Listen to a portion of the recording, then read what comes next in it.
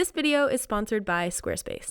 Good morning. It's very early in Toronto, Canada right now, and we're going to be talking about travel photography tips. So you want to know, if you've clicked on this video, how to take your boring, just regular old documenting travel photos and you want to make them art. So that's what we're going to talk about today. We're going to give you 10 travel tips on how to level up your travel photography.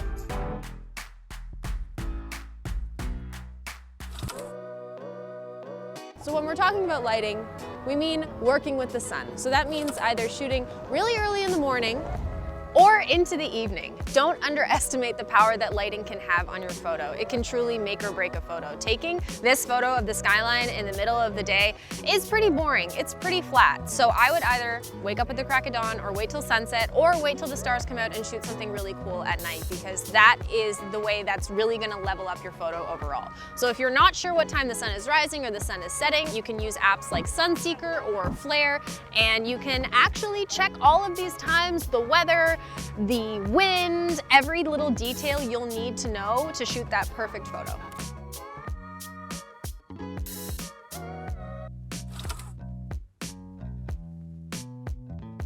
One way to take super unique and compelling photos of a destination is to immerse yourself completely in the culture. So what does that look like? It means you're gonna have to take probably some kind of tour so that you can see the local landmarks, learn a bit about not just the culture, but the history of the destination. Or it could just mean eating at a local restaurant, not eating at a food chain. So taking pictures of the food, taking pictures of the people at the restaurant.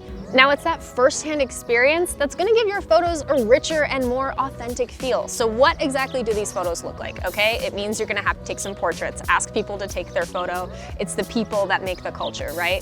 It means looking for textures and different tangible things that are really going to bring you into the feel of the location. And it also just means capturing authentic moments, photojournalism style. Think a wide lens and just taking a photo of the street, of some buildings, of people walking by, of birds, of the park to really set the scene for the whole destination.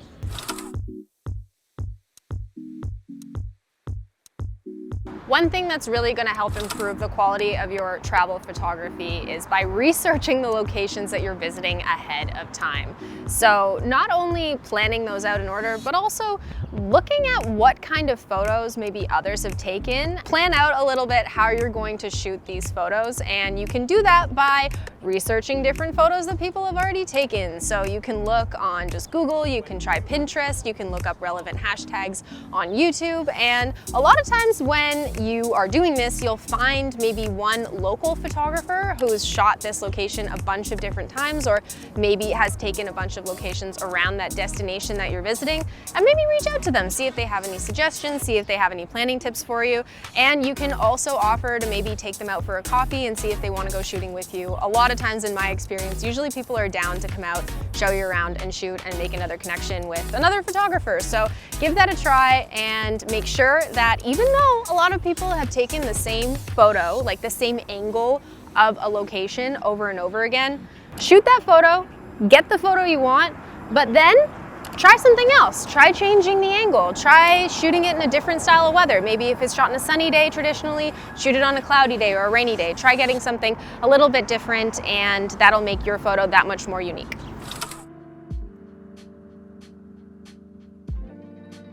Choosing the right camera gear for your trip is extremely daunting because you're trying to make sure you don't miss a single thing. You want to have everything available to you at all times in case there's a scene, a setting, a moment that you love and you want to be able to capture it properly. So you want to strike the perfect balance between versatility, okay, and portability. And that's hard. You don't want to be carrying around all this stuff all the time. So what I suggest is bringing a large camera bag, and this is going to hold every single thing that you're bringing. Bring as much stuff as you can possibly fit in it, and then what you're going to do is bring a smaller day bag that you can pack and repack as needed with whatever pieces of gear you're going to be needing that day. So when it comes to packing your lenses, you just want to make sure that you have every focal length covered.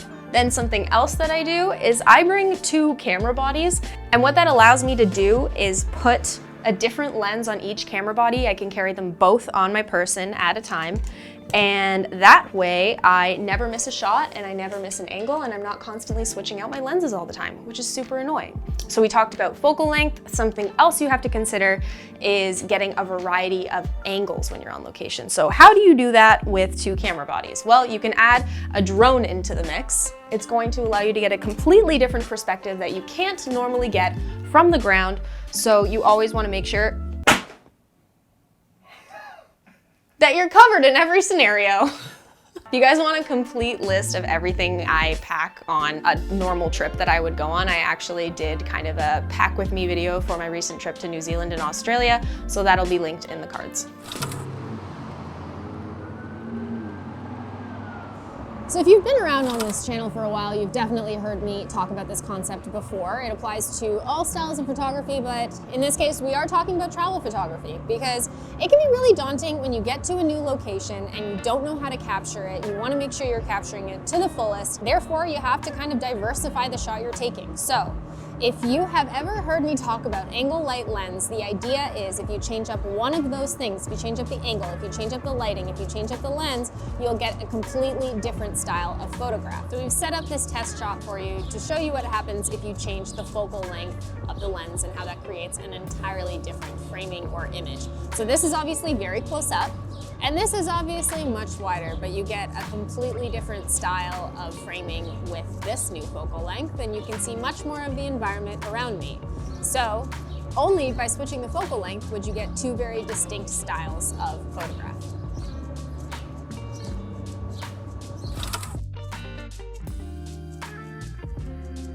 This next tip is understanding manual mode or the exposure triangle and how that's going to affect your photos and allow you to take more interesting photographs and achieve really cool effects. So in this case, we're shooting a long exposure or a slow shutter. And what that's going to allow us to do is take this kind of boring intersection and make a cool photo. So everything is going to look blurred out. It's going to really emphasize the hustle and bustle of the city. If you're unclear what I mean by exposure triangle and you don't understand how ISO, how your f-stop, how your shutter speed, how all of those things affect the overall result and final photo, what I can do is link a video up here to one of my favorite videos explaining the exposure triangle, and this is really going to help you guys, if you're a beginner, understand exactly how this works and how you can achieve cool effects like this. A super easy way to level up your travel photography is to use reflections. So whether you're using a window like this one, or a puddle, or a mirror, it's a really interesting way to not only frame your subject, but you can also add depth to a photo. So you're taking a very 2D image of a location and you're just adding that little extra sauce, that little extra flair that makes you go from an amateur photographer to a professional photographer. You enjoying this video? Cool. Couple things I'm gonna ask you to do then. 1, maybe subscribe to my channel. 2, listen to me talk about Squarespace for a minute. Thanks. I used Squarespace to make my website. I legitimately did, even before they paid me to do this ad. The template I chose was clean and stylish, and I literally built it myself. I really struggle with design, but Squarespace made it super easy for me to showcase my portfolio beautifully. The platform is super easy for me to customize, update regularly, and I can get analytics about the purchases made on my digital products through my online store. And I run my own business, so I don't have time to learn a whole new platform. All right, so head over to Squarespace for a free trial, and when you're ready to launch, you can use this code right here to save 10% off your first purchase of a website or domain. Thanks, Squarespace. Now back to the video. So remember angle, light, lens? Well, this is the angle part. So instead of shooting a photo from your eye level or hip height, you're gonna shoot a photo either super low to the ground or from super high up. From low to the ground, this is really going to add some texture to the foreground. It'll give you the opportunity to frame your photo a little differently, maybe with leaves or grass or plants or rocks that are around, and it'll draw your eye towards the center of the frame or your subject, like you can see in this example we just took of Justin. You could also shoot from a high angle, so you could either use a drone. This is great for travel photography, especially if you're shooting a beautiful vista or mountains or any landscape. Or if you're at an indoor space, you could shoot from a staircase, or you could also shoot maybe from the top area of a loft facing down. So it's really just giving you a different option rather than shooting at regular eye level, which everybody does. We all see photos from that angle, and shooting in a different space and trying to capture a more unique photo, something that hasn't been taken before, you really have to mix it up and thinking about shooting really low or shooting from really high, and you'll get a much more interesting photo that way. Remember that you're a guest in someone else's home when you're traveling. So you want to leave the destination that you're in exactly the way you found it. Leave only footprints, preserve the integrity and the beauty of the environment you're in. So overall, respect the people, respect the environment, and let's just not be douchey photographers, okay? Because you're making the rest of us look bad.